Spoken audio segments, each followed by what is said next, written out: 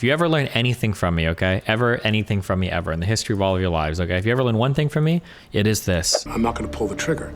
I said, do you see that? She goes, well, just cheat it down and tilt it down a little bit like that. And I cocked the gun. I go, can you see that? And then he let the hammer slip. And she says, and then I let go of the hammer and the gun goes and then it struck you don't have to pull a trigger. So on a revolver, the way that a firearm works is when you pull the trigger, a little pin will come out and it'll strike the primer on the back of the cartridge. And when it strikes it, that's what ignites the gunpowder in the cartridge and sends the bullet flying. On a revolver, if you pull back the hammer a little bit, even if you don't have the trigger pulled down, if the hammer's not pulled back all the way, if you let go of the hammer, if it slips, I'm trying not to go all JCS, but like, he has definitely been ultra prepped by a lawyer for this conversation because he's being incredibly rigid on how he's talking about some of these things, and he's using exactly the right words that he needs to not incriminate himself.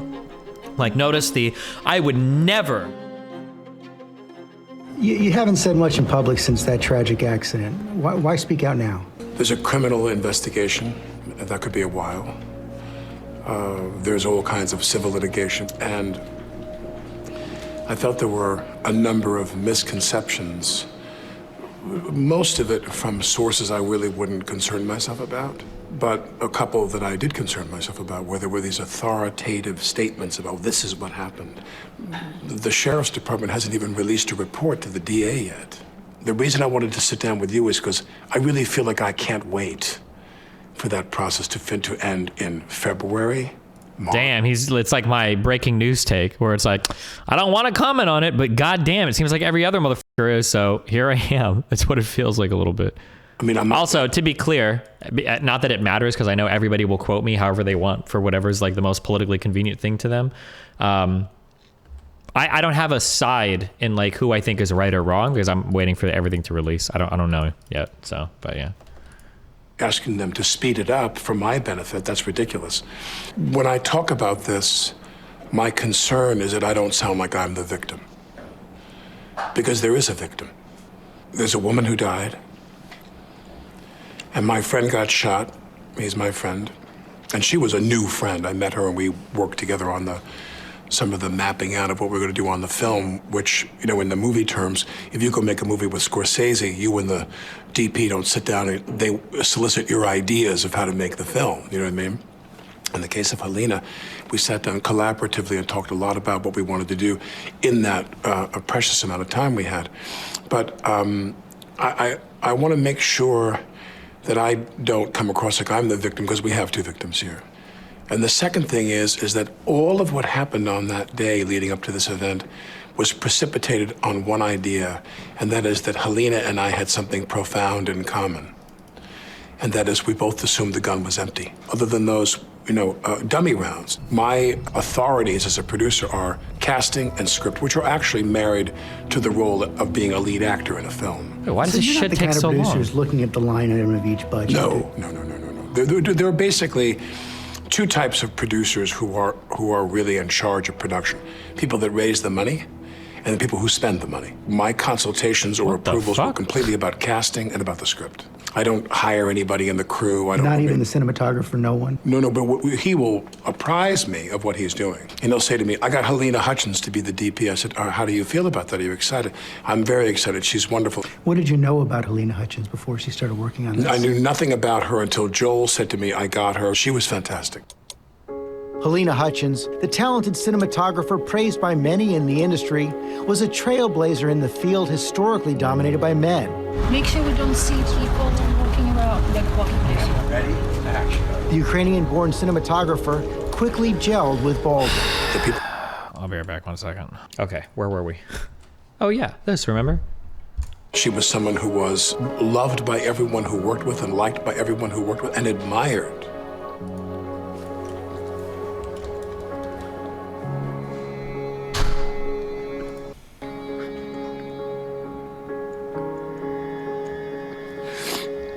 Sorry.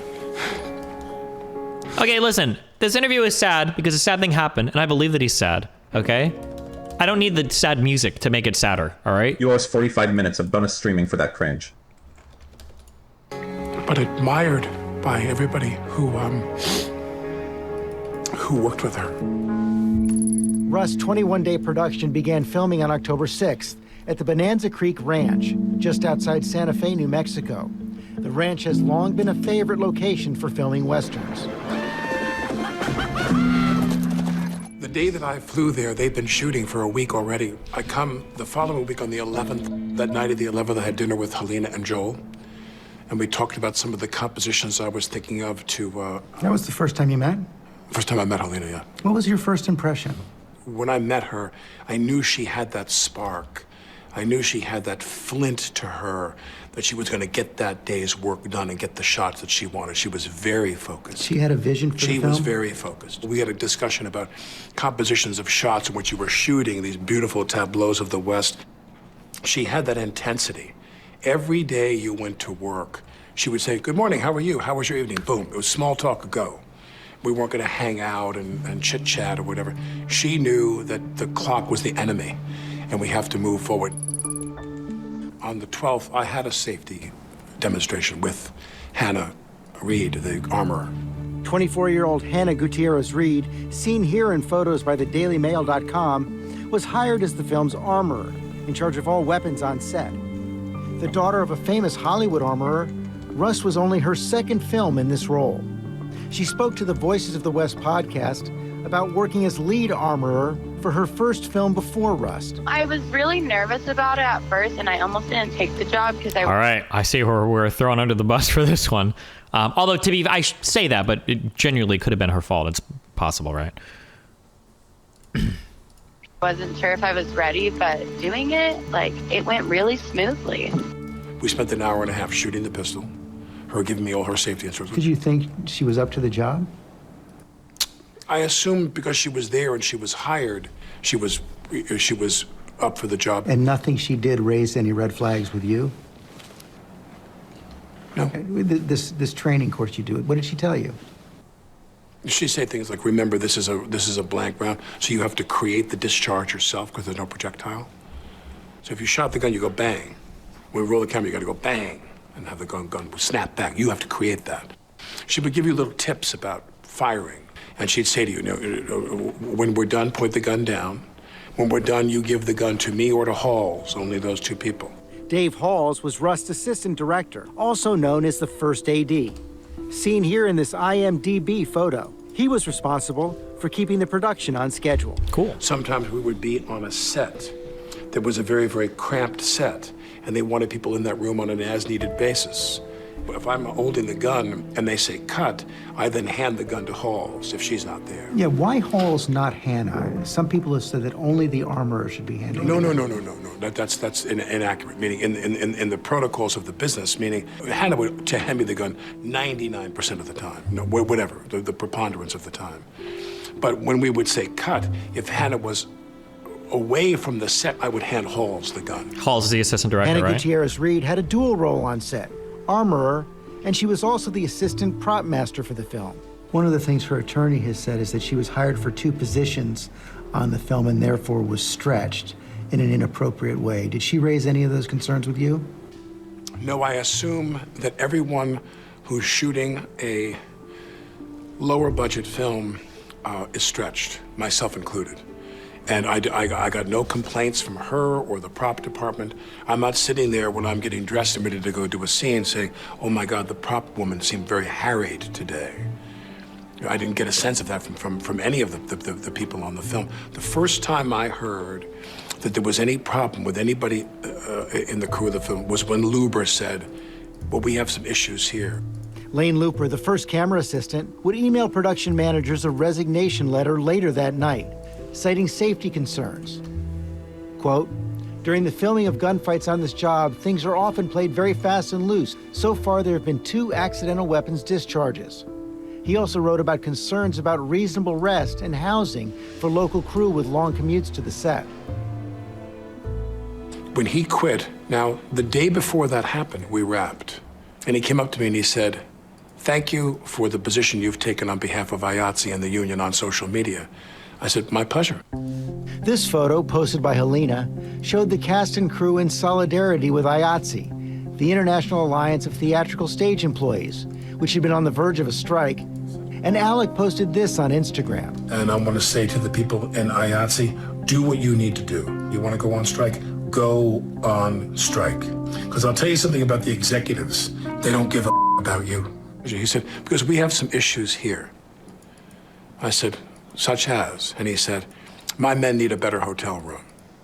We know that there were safety issues. We know that there were unionized people who were walking off the scene because of safety issues. We know that there that's were a correction on that. discharges. Unionized people walked off the scene for a variety of reasons related to a whole bunch of safety reasons. No, it was some of it had to do with them. Well, when you say safety reasons, some of those safety reasons were like not having appropriate social distancing or masking up for like the coronavirus stuff. Other things where they felt like their trailers weren't being catered to well enough. There was a whole host of reasons why people walked off. It's not because there were like so many guns firing everywhere. Okay, just being clear on that. Yeah, that's Go ahead. fair. There was no mention of safety issues. He didn't say anything about the accidental discharges on set? He didn't say anything about anything else. He goes, my men need better hotel rooms. Something that I, just from a corporate kind of like phrasing point of view, I actually can believe Alec Baldwin here, because like imagine if you're kind of like, it's hard to know because you don't know the same thing, but like imagine you've got complaints or whatever about your boss, and I'm sure everybody's had this before, where you're like, oh, like, you know, I wanted a lunch break. Normally I got a 45-minute lunch break, but this shift it was busy. You told me I only have a 35-minute lunch break, you know, f you or whatever, right? If you're gonna take complaints to the manager, it's never gonna be over that thing. You're gonna be like, okay, well, check this out, okay? Not only did our lunch breaks get cut short, okay? Sometimes the floors aren't always mopped. We don't always get the signs out there. It's slippery like a motherfucker. People are falling all over the place out there, right? I could see people like hamming up, you know, like, oh yeah, safety and stuff. However, that being said, if there truly were already 1 or 2 negligent discharges on set, that's pretty amazing that wouldn't be documented, or somebody would have like fallen on some sword for that at some point, you know? That's pretty crazy to me, but. I said, well, we're leaving, we're wrapping. Will you be here tomorrow? He said, yes. Because what I was about to do, which I've done on any number of films and TV projects, was to give more of my salary back to the production to pay for X. And I was about to say to him, let me know what it would be to B&B you guys in a house that's closer to how we can address your problem. I will be happy to contribute to that. The next day they were gone. So you had no sense from anyone on the set that people had been stretched to the point where safety was compromised? No.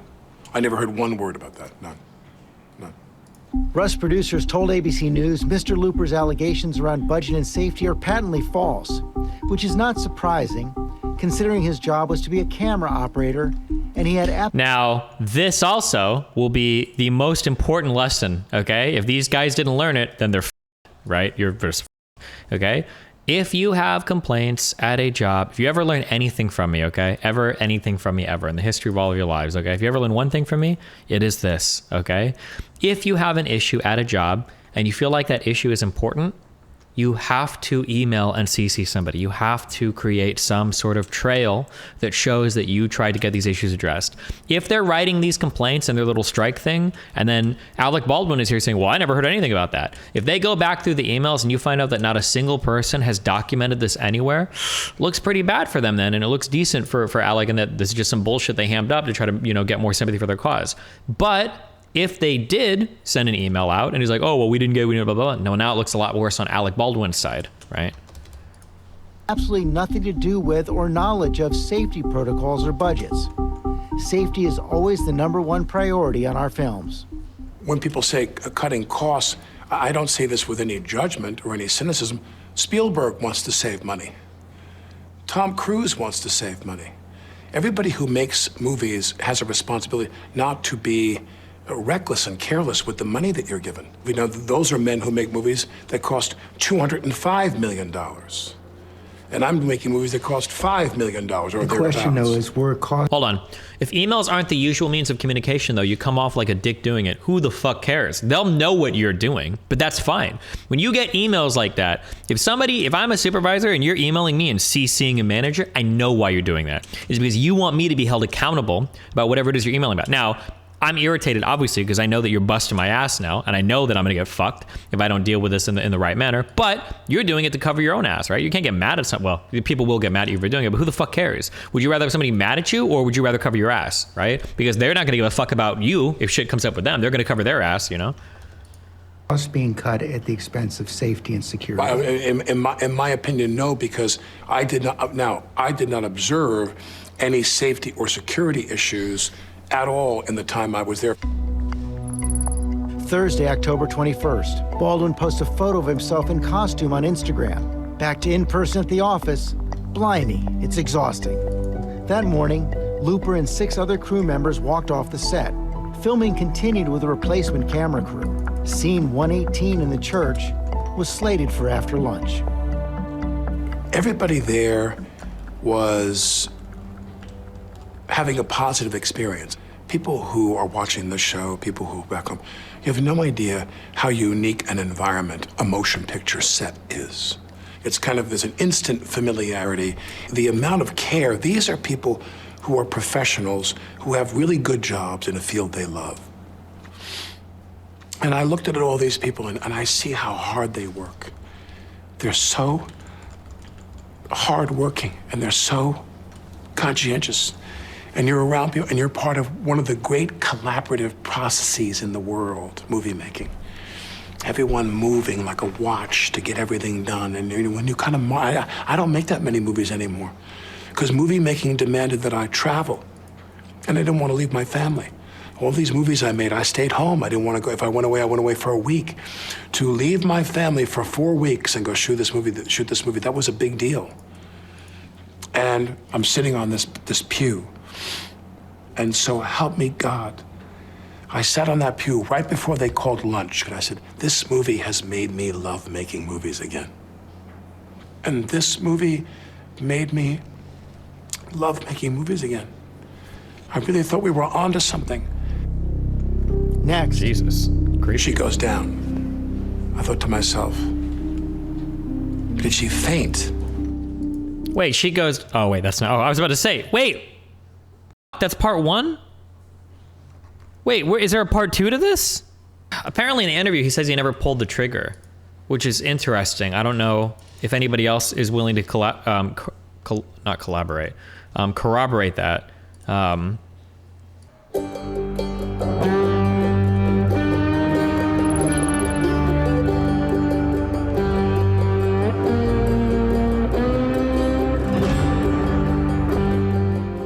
It was the 12th day of their 21-day shoot.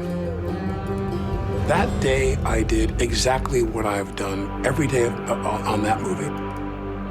Baldwin was preparing for his next scene, a shootout inside this wooden church.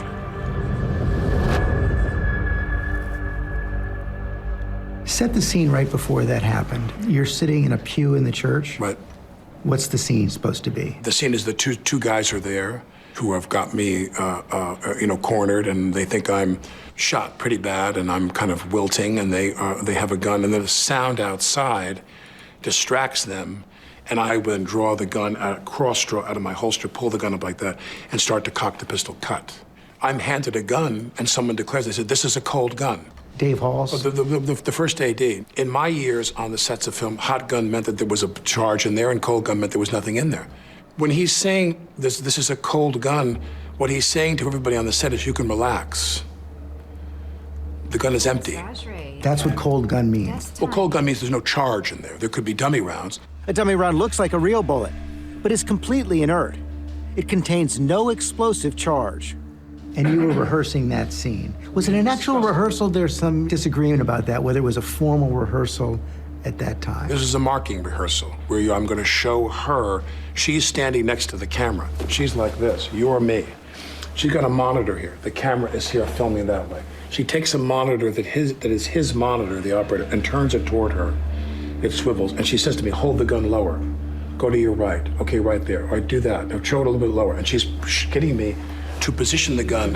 Everything is in her direction. She's guiding me through how she wants me to hold the gun for this angle. And I draw the gun out, and I find a mark. I draw the gun out, I find a cut. And what's really urgent is the gun wasn't meant to be fired in that angle. So if you're shooting directly into the camera lens, you're not aiming. I'm not shooting into the camera lens. I'm shooting just off. Just off. Right, in her direction. I'm holding the gun where she told me to hold it, which ended up being aimed right in below her armpit, was what I was told, I don't know. This was a completely incidental shot, an angle that may not have ended up in the film at all. But we kept doing this, and so then I said to her, now in this scene, I'm gonna cock the gun. I said, do you want to see that? And she said, yes. So I take the gun and I start to cock the gun. I'm not going to pull the trigger. I said, do you see that? She goes, well, just cheat it down and tilt it down a little bit like that. And I cock the gun. I go, can you see that? And then he let the hammer slip. And she says, and then I let go of the hammer and the gun goes and then off. it struck you don't have to pull a trigger. So on a revolver, the way that a firearm works is when you pull the trigger, a little pin will come out and it'll strike the primer on the back of the cartridge. And when it strikes it, that's what ignites the gunpowder in the cartridge and sends the bullet flying. On a revolver, if you pull back the hammer a little bit, even if you don't have the trigger pulled down, if the hammer's not pulled back all the way, if you let go of the hammer, if it slips, then the hammer will just come forward and it'll strike the bullet just like you pulled the trigger, assuming it's like a single or double action, revolver. It'll do that, yeah.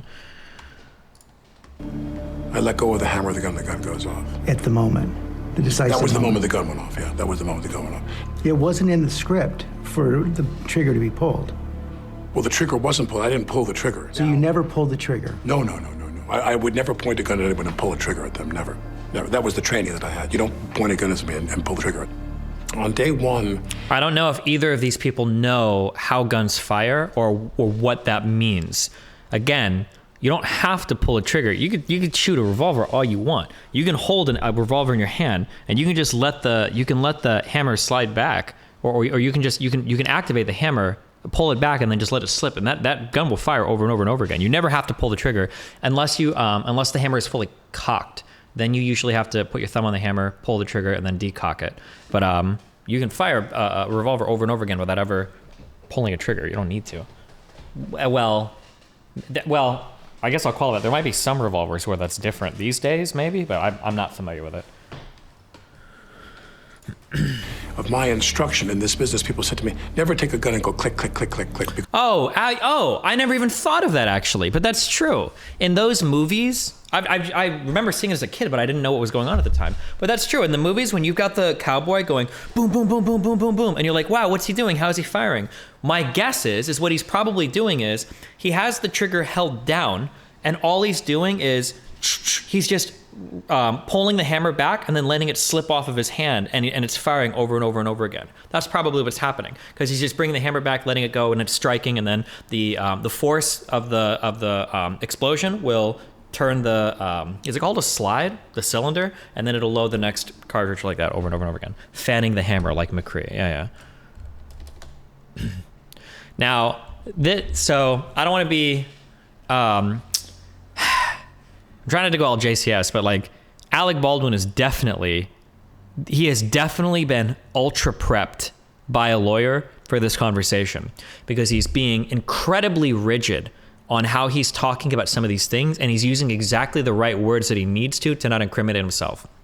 Like, notice I would never point a gun at somebody and pull the trigger. I never pulled the trigger. Everything was under her direction. She told me to aim the gun in a certain place. I was told that it was a cold gun. There was nothing, right? Everything that he's saying. Now, to be clear, that's not saying that he's lying about anything or that anything he's saying isn't specifically true, but he's phrasing everything in the perfect way to make sure that he's exonerated from the responsibility of, theoretically, if this does go to a criminal court or a civil one, on who the liability should be on. Okay, sorry, I'm here. Okay, I have one more gym take, and then we're going back to this, okay? I don't know if this one is true. This might be hyper bullshit, but heed this, okay? Okay, heed this, all right? It might be a life changer for some of you. Okay? When we grow up, we always learn that children or like adolescents recover from injuries so quickly, okay? We always learn this, that young people like recover from injuries. They're so good. Like when you're older and you get hurt, it's so bad, blah, blah, blah, blah, blah. We hear this all the time. I'm sure that young people probably do have some slightly better capacity for injury recovery. But you know what I bet the biggest thing is? I bet it has more to do with the concept of active recovery than them just being young. I think that is really important, that if you get hurt, you have to find ways to, like, obviously within a reasonable amount, like to like work through it or work around it. Don't get hurt and then just sit on your injury and do nothing for months, because it will fuck you up hard. That's my bullshit take of the day. I've gotten like minor hurts like 2 or 3 times that I think I would have stayed home at for like a week or 2. I would have taken a lot of time off the gym, but instead I found like other exercises to like work around it. And I've noticed it feels like, now it might just be that my other injuries weren't that bad, but it feels like they go away a lot quicker. But I don't know, but just something to think about, okay? Something to consider. All right, good luck. One of my instruction in this business, people said to me, never take a gun and go click, click, click, click, click, because even though it's incremental, you damage the firing pin on the gun if you do that. Don't do that. And Hall's attorney told ABC. So this is called pulling the trigger on a firearm that's empty is called a dry fire. And I believe that you can damage the firing pin in a gun if you dry fire a gun over and over again. I don't know if that's the case with a revolver because mechanically they're pretty simple. I don't know if that's the case, but I have heard that with every other gun or with firearms in general, that you're not supposed to like pull the trigger over and over and over and over again. You'll fuck up the firearm. News that he was watching and agrees that Alec did not pull the trigger and that his finger was outside the trigger guard. So you have this Colt 45, you just pulled the hammer as far back as I could without cocking the actual and you're gun. Holding onto the hammer. I'm holding that. I'm just showing. I go, how about that? Does that work? You see that? Do you see that? And again, oh man, I'm surprised that they don't get briefed on. Nobody here has held a gun. Nobody here held any guns. Because technically, but it might not even matter because in court it won't matter, okay?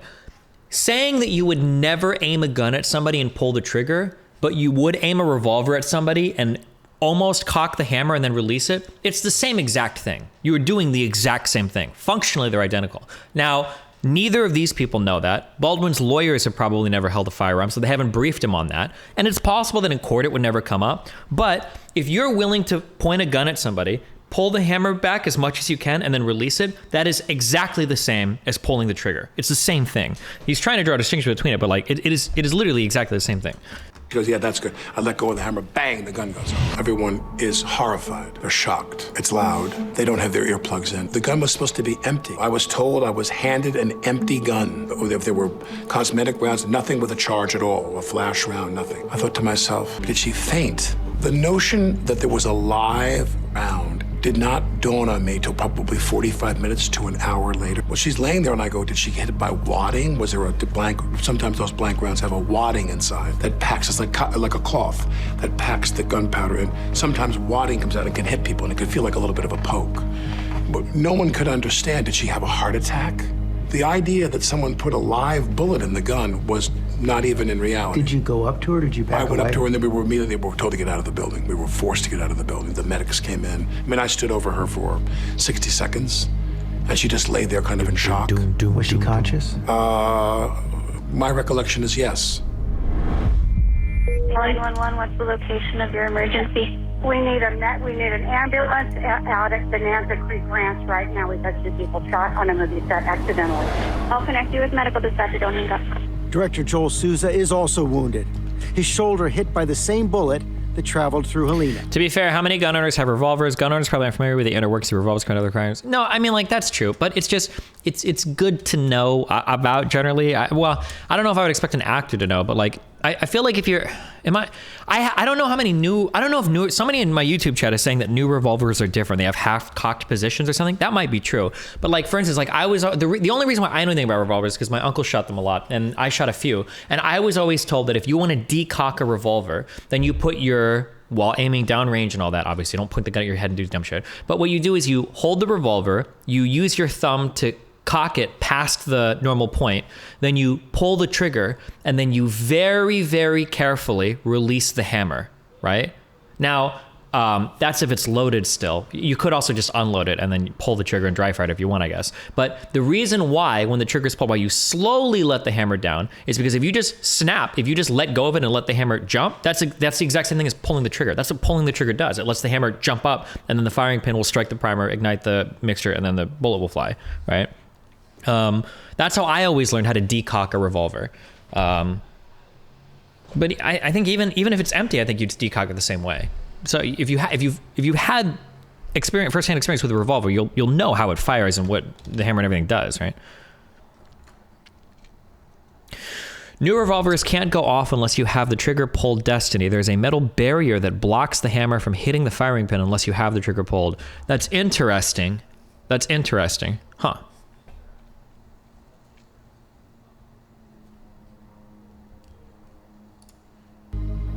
when she went down, he went down, and he was screaming really loudly. And I thought, what is he screaming? What happened? Did they ever touch on why there's live rounds on set? Supposedly, people from the crew who were just bored, they took this firearm out and a few others maybe, and they went shooting with it just for fun. And they're shooting live rounds, not like movie set live rounds that are like blanks, but like live, actual like kill people rounds. And so the ammunition got like mixed up and shit, which is unfathomably stupid to me. So was it loaded with a real bullet or long? I cannot tell you that. Okay. We have 2 injuries from a movie gun shot. Okay, we're getting them out there already. Just stay on the phone with me. Thank you. Within 15 minutes or 20 minutes after that, the police arrived and took the church set and put the crime tape around it, the yellow tape, and forced us all to the perimeters of the parking area where we sat and waited. She was in the church, and she was not taken out of the church for quite a while. In the aftermath, there was chaos. If you go out shooting with prop guns, I cannot imagine you're forgetting to clean up after yourself. The reality is the vast majority of people practice really shitty gun safety, even gun owners, especially gun owners, okay?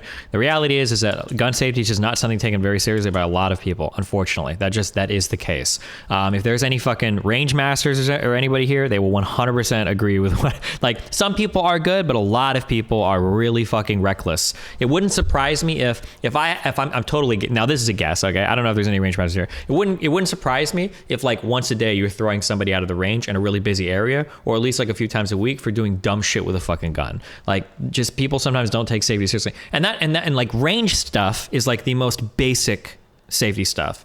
Like that doesn't include like, how do you store a firearm? Do you keep live ammunition of the firearm? Who has access to the firearm? How do you transport it? Like, there's a whole bunch, like, ugh. Confusion. But nobody told you what happened? No. Do you find that recklessness worth the right to own a gun personally? I like owning a firearm. If something happens with mine, I take responsibility with it. But I mean, like, if you want to talk about like reckless American shit before firearm shit, we probably talk about cars. It wasn't until I was in the police station, hours later. It was like seeing aliens. It was utter disbelief over the idea. It was unacceptable, the idea that it was a live round. And finally, one of the police officers, at the conclusion of my interview, I was there for like an hour and a half or so, she takes her phone and she slides it across to me. She says, "That's what came out of Joel's shoulder, a .45 caliber slug. It was a real bullet." Had you known that Joel had been hit? No one had any idea until that police officer, that sheriff's officer, said to me, "This is the slug, .45 caliber slug they took out of Joel's arm." And then the kind of insanity-inducing agony of thinking that someone put a live bullet in the gun. According to an article that cites the model of the gun, the replica of the Colt they used were produced at the transfer bar. There is no way the gun went off. I wouldn't trust anything that doesn't come out of a court document. Because everybody's got their opinions on all this shit. There's literally zero reason to speculate. I would wait for court documents before saying like, oh, well, we know. Like, I would just wait. There's literally no reason. That might be the case. It might turn out that is the case. Tonight, breaking news. A fatal shooting on the set of Alec Baldwin's new movie in New Mexico. Something went horribly wrong here in Santa Fe. We've all seen that picture of you off the set in that hour or so after the gun went off. What were you doing? What was going through your mind? At the end of, she was laying there, and she was there for a while. I was amazed at how long they didn't get her in a car and get her up, but they waited and a helicopter came. And by the time the helicopter took off with her and literally lifted off, we were all glued to that process outside.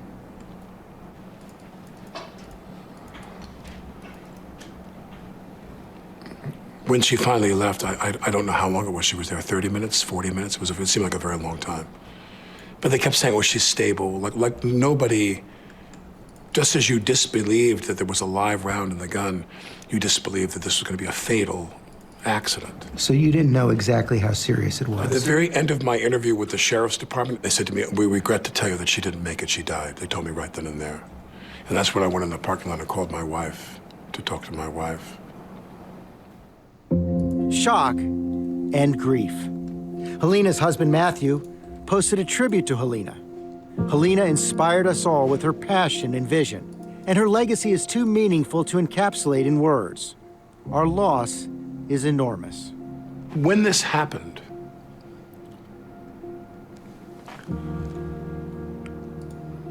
her husband comes to town, her husband, Matthew. And I met with him and their son. And he was as kind as you could be. What can you possibly say to him? I didn't know what to say. He hugged me and he goes, I suppose you and I are going to go through this together, he said. And I thought, well, not as much as you are, you know, and his little boy is there who's 9 years old. I have 6 kids now. I have my older daughter, Ireland, but of the 6 kids that Ilaria and I have, my oldest is 8. I have a 9-month-old baby. And I think to myself, this little boy doesn't have a mother anymore. And I know that in my life, I'm with my kids, and I'm doing quite well with my kids. My kids and I are having a great time, right until my wife walks in the room, and then I become invisible. My kids all go and they jump on top of their mother. And this boy doesn't have a mother anymore. And there's nothing we can do to bring her back. And I told him, I said, I don't know what to say. I don't know how to convey to you how sorry I am and how I'm willing to do anything I can to cooperate. In the aftermath of the shooting, a torrent of criticism. The first thing you do when you pick up that gun is you make sure that it's never pointed at anybody. He should have known that an AD handing you a gun and saying it's cold isn't the same as several people showing you an empty gun. If I were holding that gun, I would have checked it, wouldn't you? Mm-hmm. People said to me, God, there's so much there's just so much. Oh God, I remember my Lawrence Southern conversation wasn't as frustrating as the BX Bullet one. Oh my God, holy Jesus. Please stop! Oh my God, you're an instructor. You should know better. Okay, I know. I do know better. No. I know that when somebody pulls the trigger and there's a person on the receiving end of that barrel, it's their fault. There are 4 rules of gun safety, and you break every single one when you are an actor. Do you understand that there's a difference? Okay, if 2 people walk into a room and one person says, "Wow, X happened," and then the other person says, "Well, I don't know. Y or Z could have happened," that it would be incredibly fucking stupid for the first person to go, "Wow, you're making assumptions just like me," when the second person is saying, "No, I'm just showing you there are like 3 alternatives that could have happened. Maybe none of us should make assumptions." Do you understand? I want you to tell me if he has Kevlar on his head. Maybe they CGI'd it out. I'm not going to look at that. That's stupid. Okay, then your point is stupid. I got countless people online saying, you idiot, you never point a gun at someone. Well, unless you're told it's empty, and it's the director of photography who's instructing you on the angle for a shot we're going to do. And she and I had this thing in common where we both thought it was empty, and it wasn't.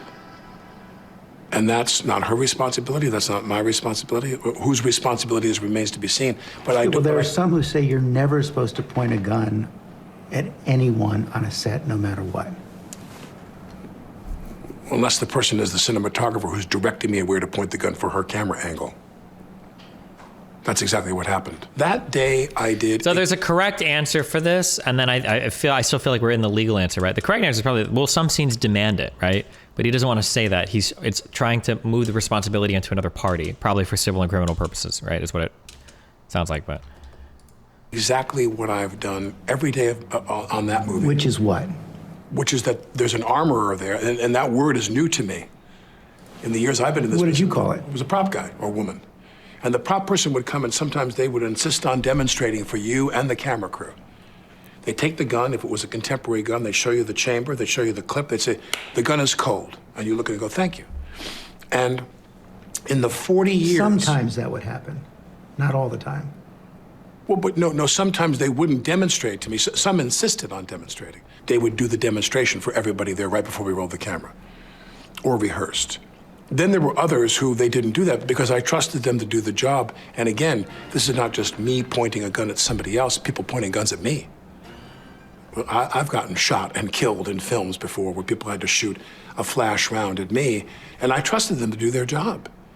And in the 40 years I've been in this business, all the way up until that day, I never had a problem. How many times do you think you handled a gun in those 40 years? Oh, God, I don't know.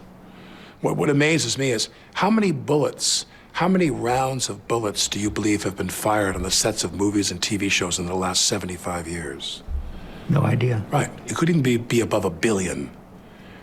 You've had hundreds and hundreds of millions of bullets fired on the sets of films and TV shows, and 4 or 5 people were killed. Now, those deaths are tragic and abhorrent. And believe me, I would do anything in my power. I would do anything in my power to undo what was done. I don't know how that bullet arrived in that gun. I don't know. But I'm all for doing anything that will take us to a place where this is less likely to happen again. Every single time I'm handed a gun on a set, every time, Mark, they hand me a gun, I look at it, I open it, I show it to the person I'm pointing it to, we show it to the crew. Every single take, you hand it back to the armor when you're done, you do it again. Right. Everyone does it. Everybody knows it. How do you respond to actors like George Clooney who say that every time they were handed a gun, they checked it themselves? Well, there were a lot of people who felt it necessary to contribute some comment to the situation, which really didn't help the situation at all. You have if your protocol is you check the gun every time, well, good for you. Good for you. You know what I mean? I probably handled weapons as much as any other actor in films with an average career. Again, shooting or being shot by someone. And in that time, I had a protocol, and it never let me down. Why did you choose in your 40 years not to check the gun yourself? What I was taught by someone years ago was, as I said, if I took a gun and I popped a clip out of a gun or I manipulated the chamber of a gun, they would take the gun away from me and redo it. The prop person said, don't do that, when I was young. And they'd say, one thing you need to understand is we don't want the actor to be the last line of defense against. Yeah, so this is what I was saying, is that like, when you look at these things, you have to look at this in terms of like liability. Who's gonna get fucked if shit gets fucked? Because if I'm working as the prop master on a set or the armor or whatever on a set, and I'm in charge of making sure these weapons are good, if I clear a firearm and I tell you what it is, and then I give it to you, I do not want you fucking with what I've given you. No offense, you're an actor. Your job is to act. If my job is to be in charge of the firearms and my job is to be in charge of making sure what type of ammunition is in there or whether a round is loaded or not, then you keep your fucking hands off it. You do what you need to do to act your scene, but you don't fuck with it. Okay, that's my job. But the point is that he was handed a gun that was supposed to be cold. And that's the whole point. at somebody. Yeah, because he thought there was nothing in it. He thought it was empty. He thought it was dry firing. If you or I were in that situation and we tried to make that argument that we thought that there was nothing in the gun, honestly, we probably would not be charged or convicted or go to jail. If I was in a situation, if I was being instructed by somebody else. Same thing with him. He's not going to go to jail. He's not going to get convicted. You're rambling. You're psychotic. You're rambling on random shit right now. This is so weird of you to say that I'm rambling. Because you're just saying so much random shit. I don't even know where you're doing it, okay? If I'm on a set, okay, and there is a strict line of liability for who's going to be in charge or who's going to fuck up who's going to be fucked up if something goes wrong. If, let's say there is an assistant director and a prop master and they have 100% of the liability of the safety of those firearms, okay? Not only would I probably not clear the gun given to me by them, if I was one of them and I saw somebody clear a gun, I would smack the fuck out of him and I would say, don't touch my fucking firearm. I'm responsible for what happens to this shit, so I'm going to clear it and I'm going to give it back to you. And if you touch it again, I'm leaving the fucking set. That's what I would say.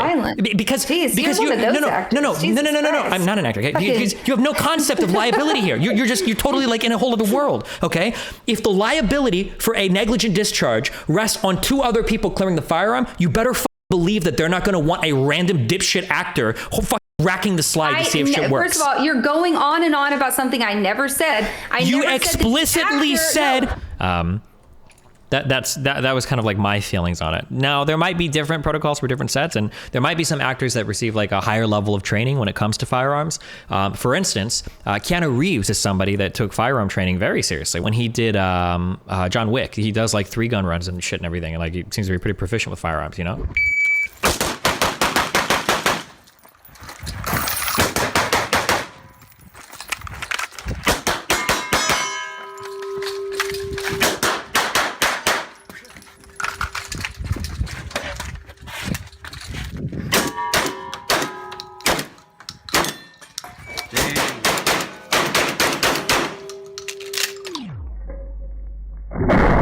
With somebody like him, you know, maybe that's different, you know.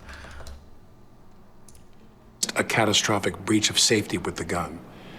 My job, they told me, man or woman, my job is to make sure the gun is safe, and then I hand you the gun and I declare the gun safe. The crew's not relying on you to say that it's safe. They're relying on me to say that it's safe. When that person who was charged with that job handed me the weapon, I trusted them, and I never had a problem. And this was from the beginning of your career? From day one.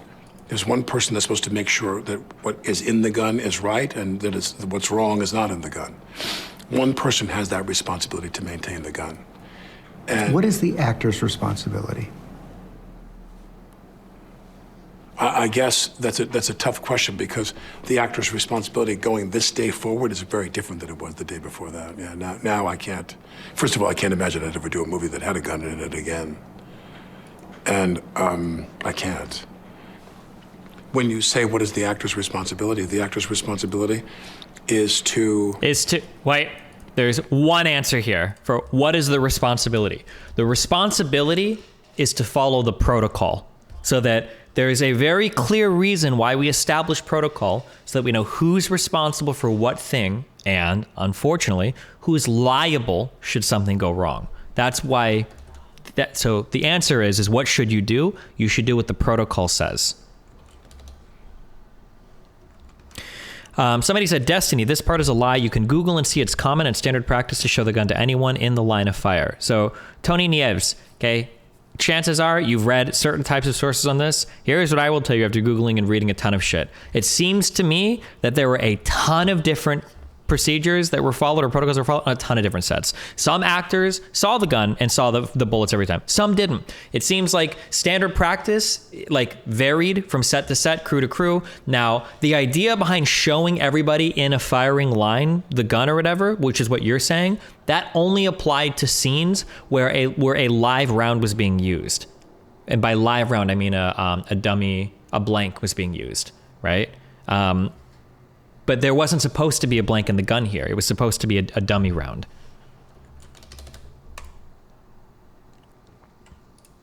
Do what the prop armorer tells them to do. And we did not have a problem. I mean, I understand there was an accidental discharge at one point on the set of a blank round, but we did not have a problem for me until that day. Everything gets slowed. Does liability include murder? I don't know nothing about anything that ever has to do with any of this has anything to do with murder. We're talking about manslaughter right now. I don't think anybody intentionally killed anybody.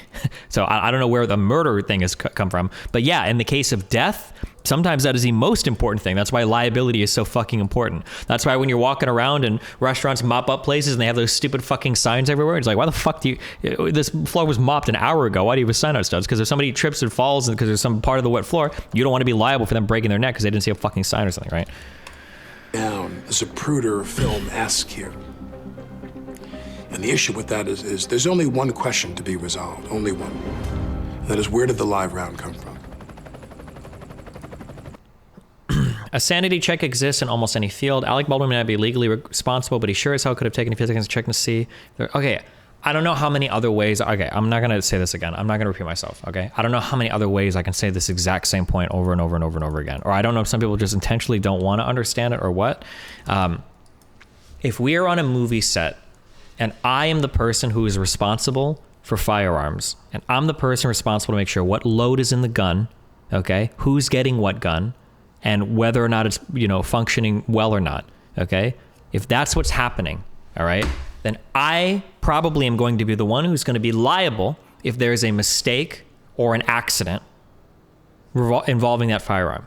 If that is the case, okay, and I check my firearm and I know what's in there, and I'm good on that, and then I hand you that gun, okay, if that is how the set is set up, I don't want you fucking with the firearm.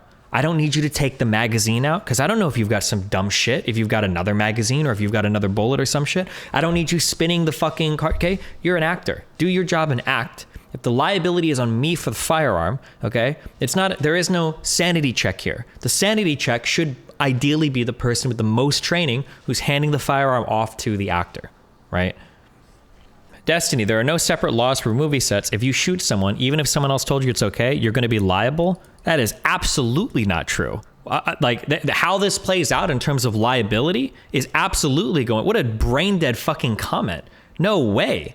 If I give you a fucking Nerf gun and you go outside and you play with your kid, but it's actually like a disguised real gun and you shoot and kill your kid, you think you're gonna get fucking charged with manslaughter or murder for that? What? You're actually delusional. There's going to be a very clear, and that's what the criminal case, and probably a lot of the civil case will hinge on this, is going to be about, is who was liable, who was in charge, who fucked up, and then the varying levels of responsibility down the chain. That's what the criminal and the, yeah. That seems so wrong here. I shot Brandon Lee. I was locked up for 87 years for it. Okay. Would whoever put a live round in the gun even be charged with anything if it was on the armourer to check it? Yeah, maybe, probably, possibly, who knows? Okay, when he said he didn't know for 45 minutes to an hour that she was dead, that he thought she fainted, that's bullshit. It's possible. I don't know. I don't know, man. I've seen a lot of really weird... Human bodies do a lot of weird things. I watch a lot, I don't know why, I watch a lot of videos of people dying on the internet, okay? Sometimes people get shot and there's a whole lot of fucking blood immediately. And I'm like, holy shit, I didn't know humans could bleed that much. Other times, weird shit happens. People get shot and there's like not that much blood initially or whatever for some reason. I don't fucking know. I don't know why. But I'm not an expert in like human physiology or why people are dead or whatever. But it's also possible that she got shot, she fell back, someone was over her, and then medics came in and was like, get the fuck out, and they didn't have time to like look her over well. Who knows, right? It's possible she was wearing a red fucking dress and you couldn't tell that there was blood over it. Who knows? I don't know. But I do know that this is on a goddamn movie set with a fuck ton of witnesses around, and everybody here is absolutely incentivized to not be the one in trouble. So my guess is there will be a high degree of certainty over every single event leading up to and during the shooting itself. So there's not like, we don't have to speculate. We can just wait for the court case to roll out, because no fucking way is anything going to be left up to random chance here. We're going to know we're probably going to have like a second by second account of everything that happened on the set when the shooting happened. And then a minute by minute or hour by hour account of everything that happened with the firearm prior to that. Everybody's walking around with cell phones. Everybody's texting each other. There's probably multiple cameras. There's probably security. There's people communicating. Like, there's so much. We're going to find out so much, right?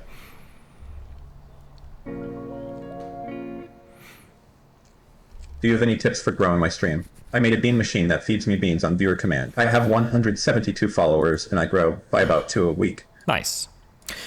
Somebody said, I get the liability argument, but I'd still do a sanity check. I am accustomed to rampant incompetence almost as much as I am others abdicating responsibility. I expect we're going to be lethal by mistake more than a Nerf gun. It's possible. It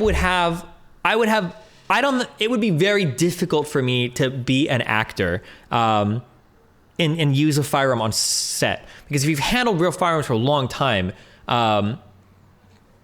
it's going to sound really stupid, or this is going to sound over dramatized. It's going to sound overly dramatic, and I don't mean for it to sound dramatic, okay? But I haven't played with Nerf guns a lot. I used to shoot quite a bit when I was back in Nebraska. It feels weird to aim like a Nerf gun at my kid, because he had one of those, and shoot him. It's not like the worst feeling, but it feels a little bit weird to do it, because it's like, ugh, you know? Being an actor and then being given a real firearm and just kind of waving it around, that would be a difficult thing to do, period, full stop. But I don't think actors typically have experience with real firearms. Let's be real. Hollywood is a very left-leaning place. A lot of these people probably have never shot a real firearm in their life. The vast majority of actors, that'd be my guess, probably never shot. So that it wouldn't surprise me, you know, that they wouldn't have the same instincts while, you know, handed a firearm, right? Because if you've used firearms, every single time anybody is passing a firearm, you can watch somebody. Somebody can show you, hey, look, here's a gun, slide is empty, magazine is empty, there's nothing here, and they can hand it to you. And the first thing you do every single time you get it is like, oh, cool. And you always rack it, you always check it, because it's second nature. You always do it, every gun you're given. But the protocols that you will follow as an individual using a firearm are going to be way different than an actor on set. It's just a totally different type of, it's just so different. This is why I try not to pass judgment on actors in terms of how they deal with firearms, because they're not going to have the experience, they're not going to have the training, and potentially more importantly, they're not going to have the liability. If you give me a gun and I shoot somebody, I'm probably always liable. Well, I will always be liable, full stop. I can't say like, oh, he told me it was unloaded. Bullshit. That's your fucking firearm. You shot him. It's a gun. What the fuck do you think is going to happen? You're liable. But on set, it's a totally different set of circumstances. It's way different because they're doing things with guns that you should never, ever, ever, ever, ever do with guns, which is pointing them around on set, pretending to shoot people with them. These are things you never, ever, ever do with guns. Only actors will do this, or I guess maybe in some military training exercise you might or whatever, right? Destiny, didn't he say that a cold gun could mean there is a dummy round in it? Doesn't that mean that if he did check, he could have seen the live round and thought it was a dummy? Potentially. So my understanding is that a dummy round is going to look, a dummy round will look exactly like a real cartridge. What's the name for the cartridge plus the bullet? I think you call the whole thing the cartridge, right? But the difference is that in the side of the cartridge where the gunpowder is, there'll be a hole to show you, oh, the round. That's what I should say, right? If you look in the side of the cartridge, okay, you will see a hole there to show that the cartridge is empty. But I don't know if, in order to do that check, you would have to open the revolver, you would have to empty all the bullets, and you'd have to manually check every single bullet to make sure that there's a hole in the side of the casing, I guess, to make sure that all of those rounds are dummy rounds. Or you can shake them. I've heard you can shake them and they'll be full of BBs as well. Sure. You're never supposed to shake a gun. Not shake the gun, shake the round, you dumb fuck. Why use real guns at all? I don't know, because they want to be authentic as Hollywood. All these people like Alec Baldwin who are super anti-gun lobbyists, right? Well, you told me so. I was always saying that there was no way that he would be exonerated. I already made up my mind, but I was waiting for like the actual details to come out so that I could decide what level of culpability he had, right?